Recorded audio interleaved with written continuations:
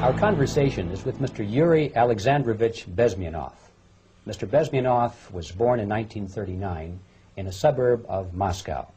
He was the son of a high-ranking Soviet Army officer.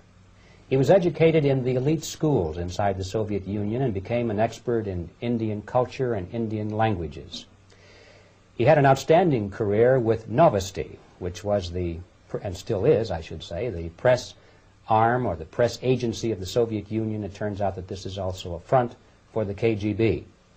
He escaped to the West in 1970 after becoming totally disgusted with the Soviet system, and he did this at great risk to his life.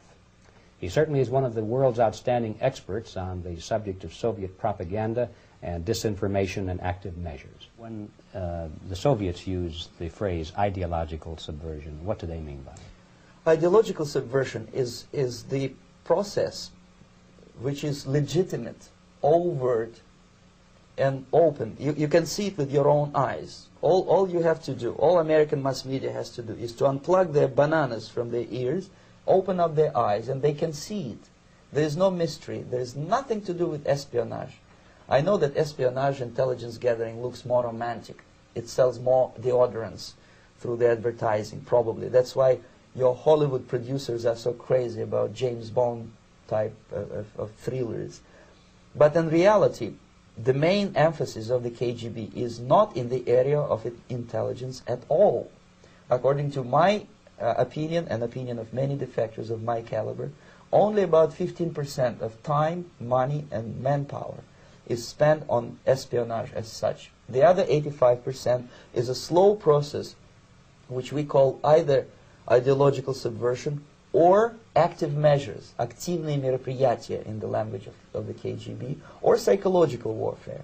What it basically means is to change the perception of reality of every American to such an extent that despite of the abundance of information, no one is able to come to sensible conclusions in the interests of defending themselves, their families, their community, and their country. It's a great brainwashing process which goes very slow, and it's divided in 4 basic stages. The first one being demoralization. It takes from 15 to 20 years to demoralize a nation. Why that many years? Because this is the minimum number of years which requires to educate one generation of students in the country of your enemy, exposed to the ideology of the enemy. In other words, Marxism-Leninism ideology is being pumped into the soft heads of at least 3 generations of American students without being challenged or counterbalanced by the basic values of Americanism, American patriotism. The demoralization process in the United States is basically completed already. For the last 25 years, actually it's overfulfilled, because demoralization now reaches such areas where previously not even Comrade Andropov and all his experts would even dream of such a tremendous success. Most of it is done by Americans to Americans, thanks to lack of moral standards. As I mentioned before, exposure to true information does not matter anymore. A person who was demoralized is unable to assess true information. The facts tell nothing to him. Even if I shower him with information, with authentic proof, with documents, with pictures, even if I take him by force to the Soviet Union and show him concentration camp, he will refuse to believe it until he is going to receive a kick in his fat bottom. When a military boot crashes then he will understand, but not before that. That's the tragic of the situation of demoralization. So the next stage is destabilization. This time, subverter does not care about your ideas and the patterns of your consumption. Whether you eat junk food and get fat and flabby, it doesn't matter anymore. This time, and it takes only from 2 to 5 years to destabilize a nation, what matters is essentials: economy, foreign relations, defense systems.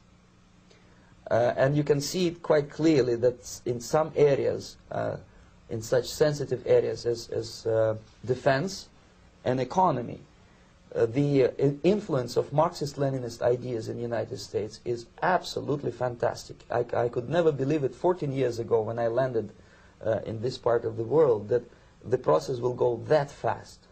The next stage, of course, is crisis. It may take only up to 6 weeks to bring a country to the verge of crisis. You can see it in Central America now. And after crisis, with a violent change of power, structure, and economy, you have so-called the period of normalization. It may last indefinitely. Normalization is a cynical expression borrowed from Soviet propaganda.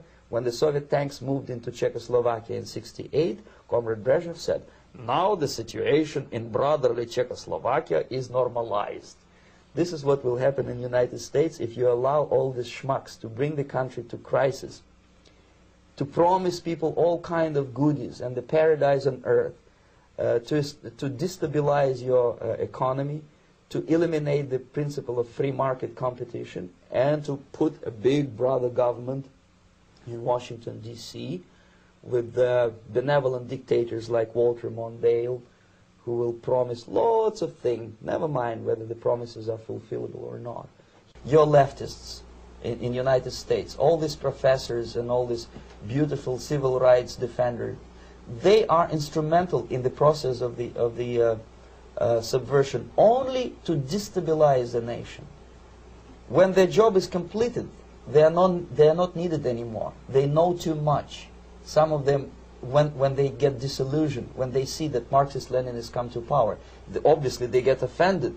They think that they will come to power. That will never happen, of course. They will be lined up against the wall and shot.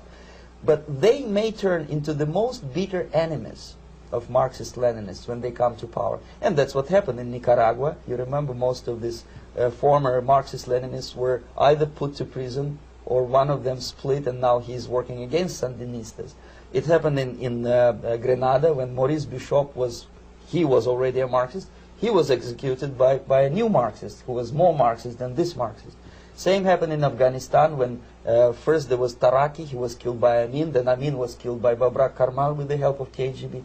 Same happened in Bangladesh when Mujibur Rahman, very pro-Soviet leftist, was assassinated by his own Marxist-Leninist military comrades. It's the same pattern everywhere. It's divided in 4 basic stages: demoralization, destabilization, crisis, normalization. They will be lined up against the wall and shot, wall and shot, wall and shot, wall and shot.